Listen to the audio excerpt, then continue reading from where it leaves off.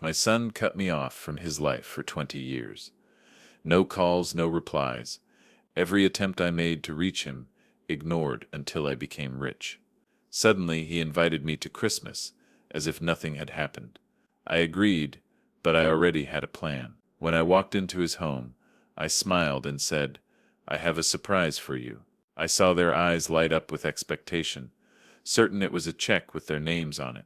But when they finally saw what I'd given, the color drained from their faces, and every smile in the room vanished. Don't forget to subscribe to the channel and comment where you're watching from.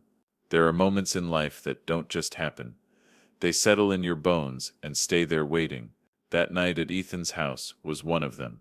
The way the warm light from his chandelier poured over the table, the way every fork and glass seemed perfectly placed for a celebration, the way their smiles, wide and rehearsed, were really just masks stretched tight over greed.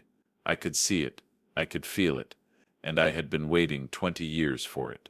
But to understand why I stood there, coat still on hand steady while they waited for their prize, you need to know what those 20 years looked like from my side of the silence. It started like most endings, with a phone call I wasn't expecting. It was the first week of December, cold enough in Lincoln that the air bit at your lungs the moment you stepped outside. The sun had been down for hours, and I'd just settled into my usual evening routine, a simple dinner, a glass of red wine, and the quiet hum of my old furnace in the background. The phone rang. At first I thought about letting it go to voicemail. These days the numbers that lit up my caller ID were rarely anyone I wanted to talk to. Telemarketers, wrong numbers, the occasional old acquaintance who wanted to catch up but really just wanted something. But then I saw the name, Ethan Carter. For a moment I thought it must be a mistake. My thumb hovered over the answer button. 20 years of nothing, and now this. My heart was steady, but my mind was a storm. I answered, "Dad," that voice. It hit me like an old photograph you didn't know you'd kept.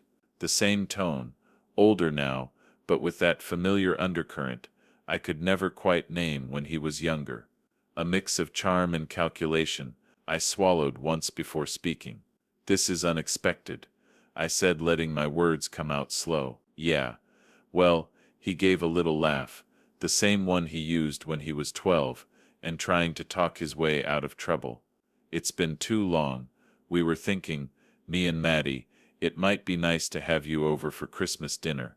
You know, family time." Family time. The words landed in my chest, like a weight. He'd spent 2 decades making sure I didn't have any. That's so I asked, my tone as flat as the ice outside. He filled the silence quickly. "Yeah, Maddie's been talking about it for weeks. She's making her prime rib. The kids will be there. It would mean a lot." I didn't answer right away. I let him talk, let him keep building this image of a warm family gathering, like a salesman dressing up a bad product. Then he slipped it in almost casually. "And you know, I heard you've been doing really well. That big property deal. Congratulations. Must feel good." There it was, the real reason for the call. Not reconciliation, not guilt, opportunity. I leaned back in my chair, staring at the frost crawling across my kitchen window. "Doing well enough," I said. "I'll be there." Then, after a pause, just long enough for him to wonder what I meant, "And I have a surprise for you." He laughed again, softer this time. "That's great, Dad. Can't wait." We hung up. The kitchen felt different after that call, like the air itself had shifted.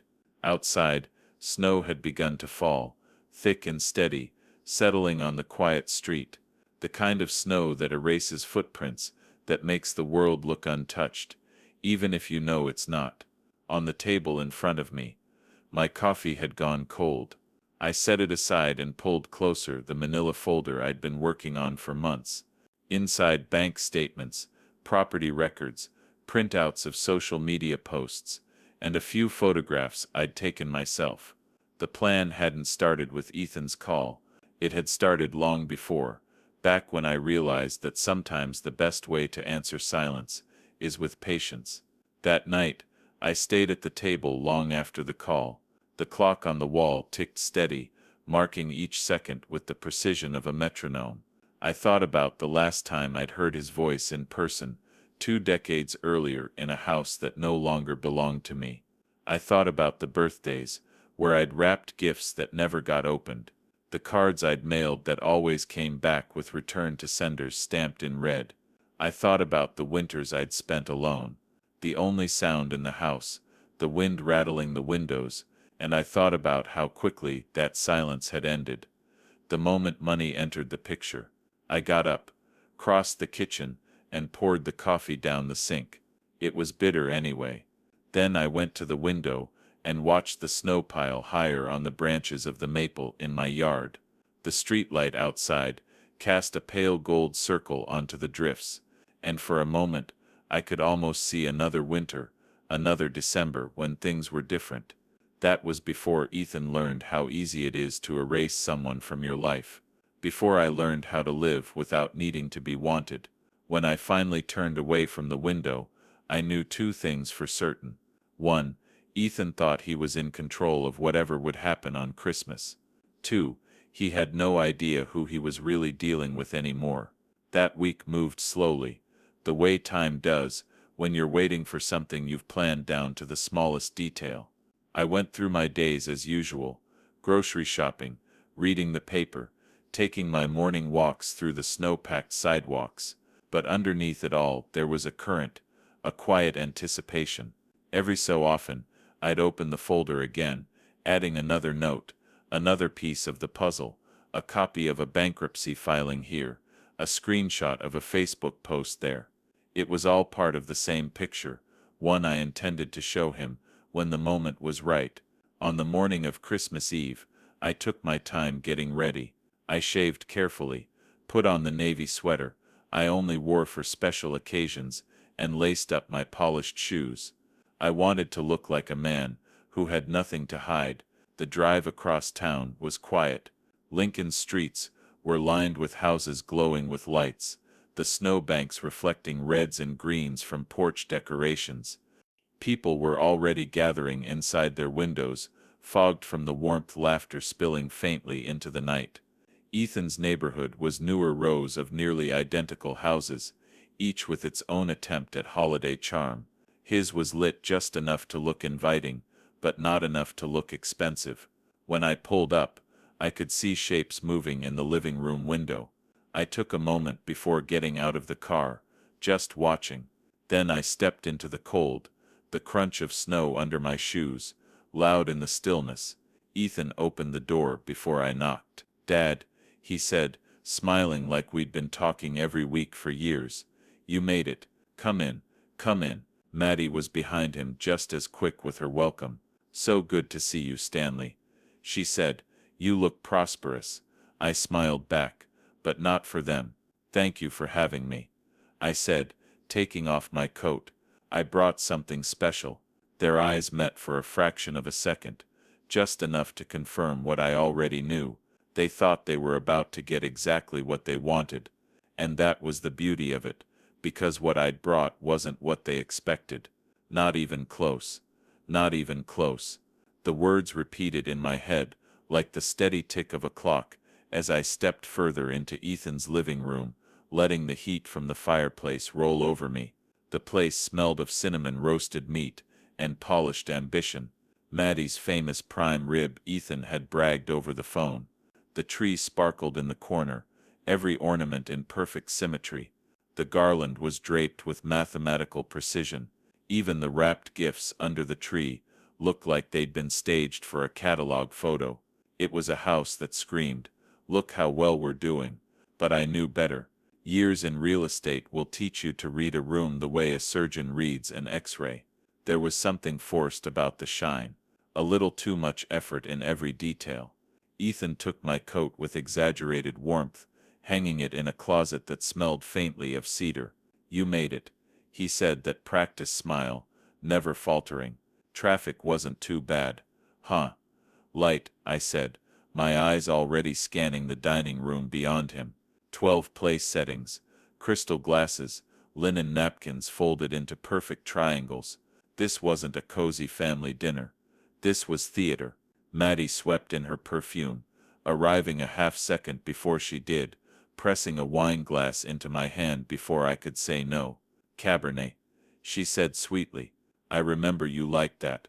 I took a sip, slow, smooth, expensive, meant to impress, meant to disarm. And then I saw them. Two teenagers, on the couch, Ava and Jake, my grandchildren in theory. They looked up briefly, polite smiles on autopilot, before sinking back into the blue glow of their phones. No curiosity, no recognition. You can't miss what you never knew. That little moment, the disconnect in their eyes pulled me backward 20 years to the night. I lost Ethan for good. It was December 2002. Lincoln winters are sharp enough to cut through bone, but that night I didn't feel the cold. I just finished shoveling the walkway, thinking how Linda would smile when she saw it clear for the morning. Back then, Ethan was 18, and still living at home, though more and more of his life was spent out with friends, or glued to the phone. Money was tight. My construction business had hit a slow season, but I made sure the bills were paid, his car insurance covered, and there was gas in his tank. He wanted name-brand sneakers. I worked an extra Saturday shift to get them.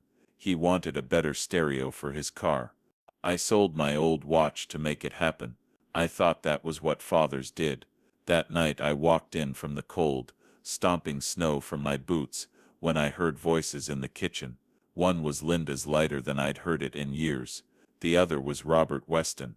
I knew Robert, regional manager at her insurance company. He was the kind of man who shook your hand while looking over your shoulder for someone more important. His cologne hit me before his words did, rich, sharp, invasive. And Ethan's so smart, Linda was saying. He could do so much more with the right influence. Stanley works hard, Robert said mildly. But well, stability is important too. I can offer that. I stepped into the doorway. Linda's face froze mid-laugh. Robert didn't even look surprised. What's going on? I asked, though the answer was already there in the air between us. Linda straightened her voice suddenly businesslike. We're making some changes, Stanley. I'm moving out with Robert and Ethan's coming with us. My gaze went to my son, leaning against the counter with his arms crossed. Ethan. He looked at me, but there was no hesitation in his eyes. Mom's right. You've been stuck, always saying things will get better, but they never do. I'm tired of waiting. That hit harder than I'd ever admit out loud. I'd worked overtime, missed meals, worn the same winter coat, 3 years running, so he could have what he wanted. And here he was calling me stuck. Linda's voice softened, but it was just another tactic. It's better this way. Robert has connections. He can get Ethan into a good internship.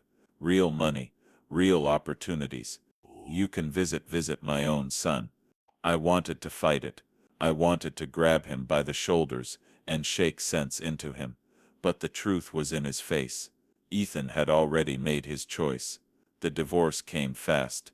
Linda got the house, the car, and Ethan's loyalty.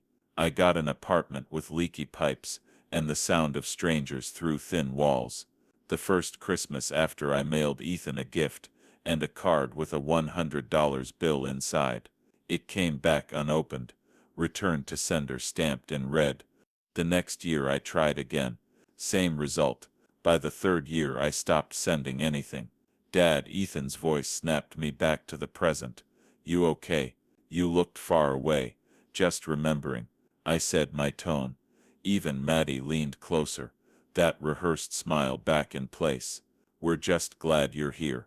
It means a lot. 20 years, I said quietly, letting the number hang in the air. She held her smile, but it didn't reach her eyes. Ethan clapped his hands lightly, as if to change the subject.